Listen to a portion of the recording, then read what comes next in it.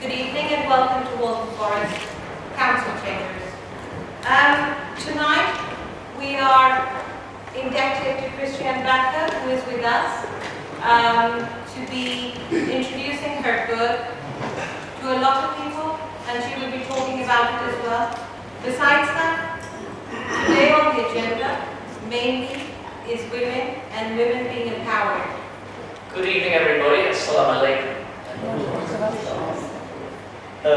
It gives me great pleasure to formally open tonight's proceedings.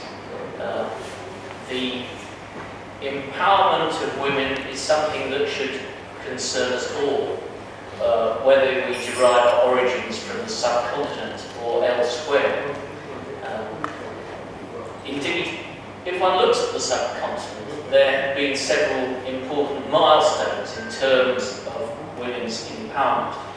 It's notable that certainly most of the nations that make up the subcontinent have had female heads of state. With that, I wish you well this evening. You're going to hear a very important story about Kristiane's spiritual journey, and it's very important that we are all free, whatever our origins are or whatever our gender, to make our own spiritual journeys in confidence. So thank you very much.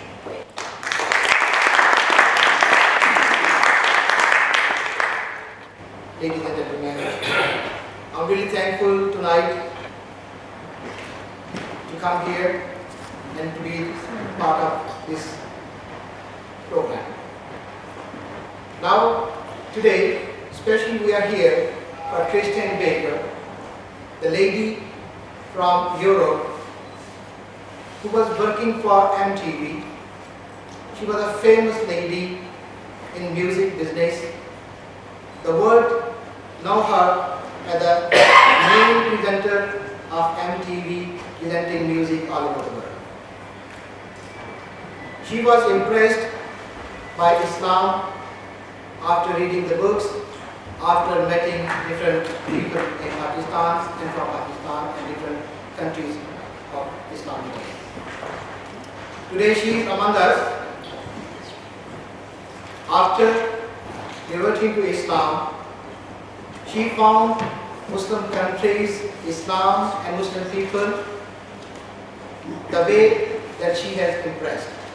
I'd really like to thank Shaka Shah for inviting me here, and also Councillor Akram for inviting me here at this such a wonderful event, and to see that Kristiane Backer, her book launcher, and obviously I saw Kristiane earlier on at one of the events, and certainly an inspiring lady, certainly from your background, from where you've come and where you've gone, being an icon in pop, and then converting to Islam on that basis. We've certainly seen a lot of things, and not just here, but throughout the world, your tour throughout the world, and just had a glimpse of your book and looking at that. Assalamu alaikum wa rahmatullahi wa barakatuh. It's wonderful to be here with you today, and it's a real honor. This book has given me the opportunity to meet all the Muslims around the country, and it really is such a pleasure. And thank you so much for especially the lady in the back there who's travelled from far afield to see all of us speak, and I'm really very touched. Now, to start, it's a great topic you've chosen, the empowerment of women. Very important, and I'm so pleased to see a lot of men and women listening to the empowerment of women. And because really I feel it is, especially amongst the males of our society, that the education is needed in terms of empowerment of women. Not everybody is as enlightened as the former man here, who already spoke so eloquently about how our religion empowers us women, how it gave women empowerment so many years ago, 1,400 years ago. Now, let's start with this, and then we go into my story. Now, I really believe it is ask ourselves, why are we here on this earth? What is the purpose of our life? You know, what is the role that God perhaps wants us to play on this earth? And asking these questions is part of the spiritual journey. It's part of it's our task to ask us these questions. And then, you know, the answer we can only find ourselves. You know, God has given each and every one of us gifts, and it is our duty to exercise these gifts. Asian women is extremely valuable. So I am pleased to be part of a council where 30% of its councillors are actually women.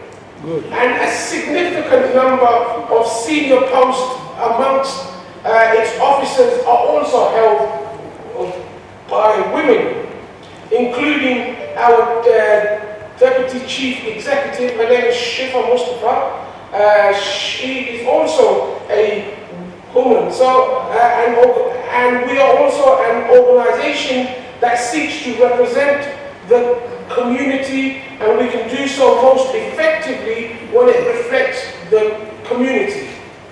However well we might be doing, there is always room for improvement, which is why events like this should be applauded and encouraged.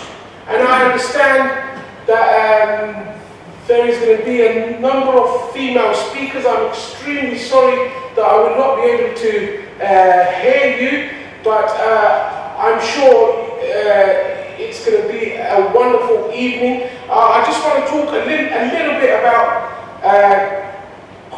Kristiane Backer, because I think after her inspirational speech and her journey, the MTV to Mecca is a book that I have known and that I know has been described as inspiring to Muslims and non-Muslims alike. The exceptional story of Kristiane's spiritual and physical journey, I'm sure, has something for everyone. Natasha asked me to say a few words, and at first I thought, what am I going to talk about to empower the people, other women? And then I sort of sat and thought about it, and I thought, well, actually, I probably have got a few words to say that might actually go over 3 minutes, so I'm going to try and keep it 3 minutes. I worked in a business field for 25 years and built a very successful property company with my husband. However, I wasn't very satisfied as a person with earning all the money that I could. And however, the reason for that was that my eldest son Shakur is autistic and he has a profound disability. I made history and learned, helped me, encouraged me to have positively all the time. I was quite young, I was 16 when I came to this country, so it took a long while to understand the complete self, the language, and then I had my children. And when I found myself around, my youngest son was 8 months old, and the neighbors used to come to me, simple integrated services, but he didn't come to the hospital or whatever. That made me realize that these women need help, and the children needed to know what is their mother tongue. So that's how I started my volunteer work in Moscow 30 years ago. And we campaigned endlessly for domestic violence, which is now zero tolerance. At that time, it was matrimonial affairs, police would come. Even if they come, they would leave. So as I was saying, we're all very much affected by mental illnesses, and especially diseases that I work with, which is Alzheimer's and Parkinson's. As researchers, we have to be 150 times better than the men to get grants, to get the papers in the journals, and to actually make the changes that we need in the scientific research world. And I'm very, very proud of the women in my field who have actually made huge strides and have reached high positions of being professors and actually making it in academia. So that is what I'd like to push forward, is that we can empower people with education education is key for empowering people, full stop.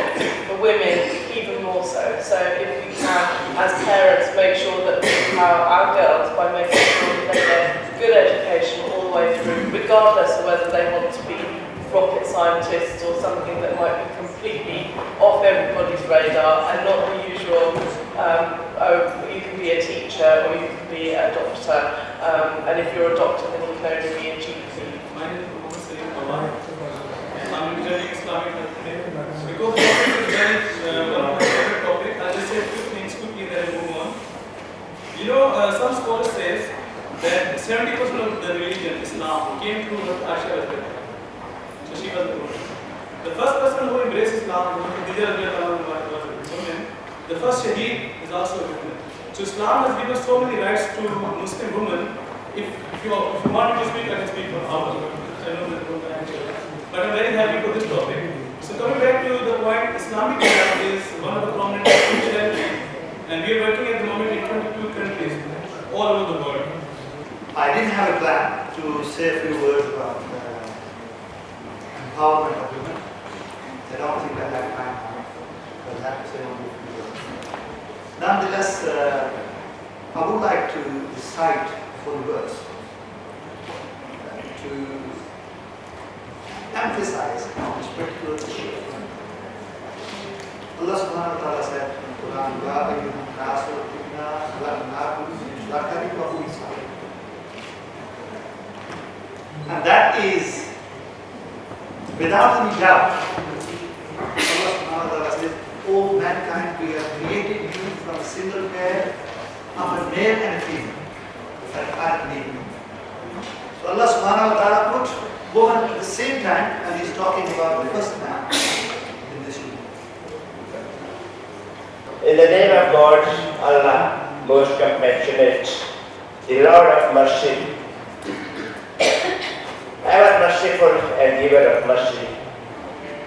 First of all, let me congratulate our sister in faith, Kristiane Backer, for being chosen to be guided to the right path. Quran says, قُلْ لِلَّهِ الْمَشْرِقُ وَالْمَغْرِبُ يَهْدِي مَنْ يَشَاءُ إِلَى صِرَاطٍ مُسْتَقِيمٍ. Say the east and west all belong to Allah alone. He guides whom He pleases to the straight path.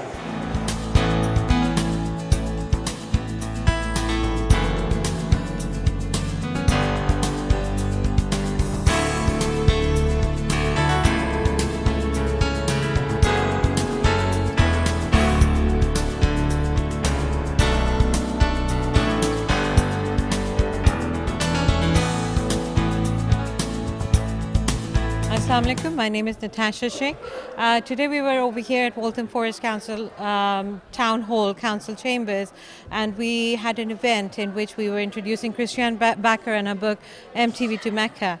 And we had talks and debates on empowering Muslim women and women all over, actually. And I was hosting it. It was a wonderful event. We've had speakers, wonderful speakers like Dr. Aisha Raza, who's a neurologist. We've had Nazreen Hussain, who dealt with an autistic son, and how she's come through with it. We've had Amina Ansari, who is an artist. She's a wonderful painter. We've had lots of different women, and they've talked about their journey to becoming powerful and successful. My journey is with me. It's my partner, my husband. He's the one who empowers me. There is no doubt in my head, in my mind at all. I am empowered. I'm an empowered woman. I'm a woman of the 21st century, and I'm empowered by my husband. Thank you very much. My name is Zahur Niazi. I'm president of Karawane Fikr UK. We organized a function today to celebrate the launch of Kristiane Backer's book. She has started this campaign to build bridges between the communities, and it is very unfortunate that in the Western world, in the whole of the world, despite that 1/4 of the Muslims live on this planet, and Islam is the second largest religion of Europe. My name is Shakir Qureshi. I'm the founding chairman of Karawane Fikr, a small think tank based in London. We are basically Pakistani people, group of Pakistani who occasionally sit down with the scholars and the politicians and member of civil societies and discuss the local politics, the current affair of Pakistan. Basically, our intention is to discuss about the situation of Pakistan and get some kind of solutions of Pakistan.